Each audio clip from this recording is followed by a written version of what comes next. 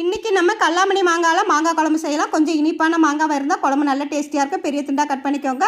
பெரிய நெல்லிக்காய் அளவு புளி, 2 ஸ்பூன் வெல்லமும் போட்டு கொஞ்சமாக தண்ணி விட்டு கரைச்சிக்கோங்க. கடாயில் 50 ml நல்லெண்ணெய், 1/4 ஸ்பூன் வெந்தயம், 1/4 ஸ்பூன் சீரகம், 4 வத்தலை கில்லாமல் போட்டுக்கோங்க. பொரிஞ்ச பிறகு 100 கிராம் வெங்காயம், 2 கொத்து கருவேப்பிலையும் போட்டு லோ ஃப்ளேம்லேயே நல்லா வறுத்துருங்க. இந்த அளவுக்கு வரப்பட்ட பிறகு 1/4 ஸ்பூன் மஞ்சத்தூள், 1 ஸ்பூன் மல்லிப்பொடி, 1/2 ஸ்பூன் சில்லி ஃப்ளேக்ஸ், 1/2 ஸ்பூன் காயப்பொடி, தேவையான அளவு உப்பு.